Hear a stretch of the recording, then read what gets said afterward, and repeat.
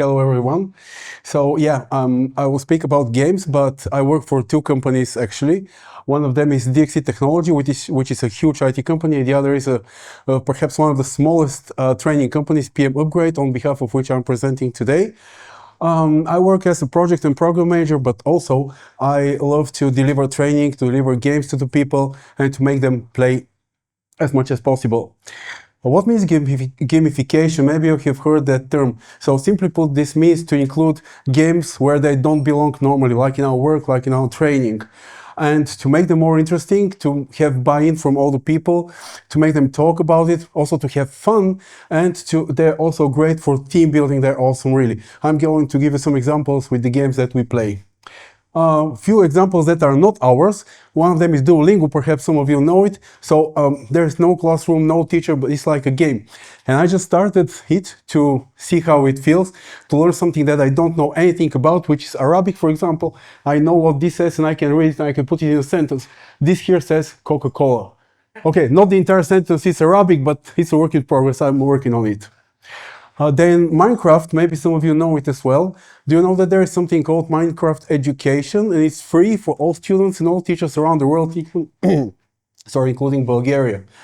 I have two boys. Unfortunately, I didn't see Minecraft being used by any school, but that's a pity because they have classrooms. In English, yes, but they're still working. A famous girl said, growing up isn't something to strive for. Grown-ups never have fun and don't know how to play. They have a lot of boring work, stupid clothes, and vastly absurd tax known as VAT. I have some nice pills here for people who don't want to grow up. Now, we don't have these pills, unfortunately, but let me show you what other things we have. We all know that multitasking is not a good idea.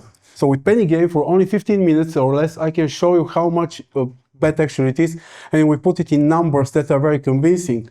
So it's very quick, very effective as well, and we can prove that multitasking is not a good idea at all. In Kanban Pizza, we bake pizza out of paper, apparently. As you can see, we are very agile because we allow the tomato sauce to be blue or even green, but that's not the point. The point is that the team of people who usually don't know what to expect from this game improve their workflow, and they eliminate the waste very, very quickly. In only 3 to 4 rounds, they become better in baking pizza. And normally we have pizza after that. The marshmallow challenge is that it consists in that you have to build a tower of spaghetti like this one here and put the marshmallow on top so that it stays. It's a game to check your assumptions, because if you have tried to put a marshmallow in your hand, it basically weighs nothing, right? But it's different when you put it on the top of this tower then. We do all the games with different groups of people, with DXC as I've mentioned, but also with other companies, with kids. This is something that we did in a company called Red Vertex. They're architects, 3D designers, etc. So you can see the professional touch here, right? It's completely different than what you saw, because these are designers and architects. Not all of the towers stand, by the way, but I never said this because they're architects, so it's a bit, this is a game with balls. Again, a team of people who don't know what to expect improve their workflow very quickly. They try to follow the rules. And sometimes we have, the first round, we have a result like -infinity here, so nothing was counted as a success. But very quickly, as you can see, they managed to started to do it. With Scrum Poker, we use cards like that. They use the Fibonacci sequence, and we use them to plan. So they're used in real work, also in classes, training classes, but also in our daily work. It makes planning more interesting.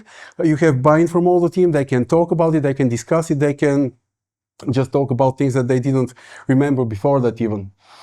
This is something that we play with product owners, product managers. We go through different tools that they can use, like business model canvas, story mapping, empathy map, and so on. And we work on fictional products, but also it can be we can work with real ones. And they think about different aspects, and when we do it in training, you can see really great products being developed. Unfortunately, we don't develop them actually after that, but they're still great. Method Kit is a Swedish company that makes sets of cards, about 50 sets of cards like this, and they are about different things like project management or organizing a workshop, etc. They're different topics. With these cards, again, they help the team to brainstorm, to think about the things that they have to do, to remember something that they might forget. This is a workshop that we have performed, so this is how the cards look like. And as you can see, they have just a few words on them. But this is something to think about, and then the team works together and they come with much more ideas. As you can see, they talk about it, they have buy-in from all the team, and they spend really a good time, valuable time together. And this is somehow the queen and king of everything. Workshop with building bricks of a particular Danish manufacturer. I don't want to say the word because of copyright purposes. But it's really great. And although each time we build more or less the same backlog of things like Sofia or Varna or any other city or amusement park, each time people do it differently. You can see different ideas, different creations, and it's very inspiring to see the people how they defend what they have built because we object it and we don't accept it and so on. We are mean trainers. We do it also in school. This here is my older son when he was 13. Now about 95% of his hair is gone because of his very serious haircut. And in school we do it as well.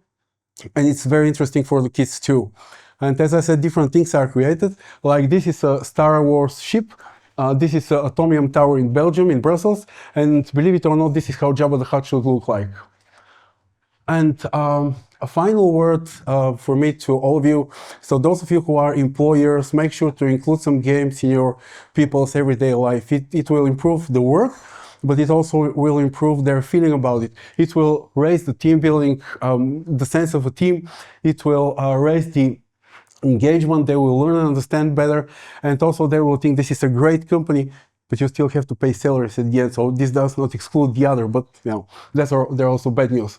So be creative, go and play whenever you can, include it in your work. Again, if you're an owner, do it for your people. If you're an employee, try to convince your owner and just go with it. Because when you do that, you can create smiles and you can see people's eyes shine. And this is really a real magic that all of us can do very easily. Thank you for your attention.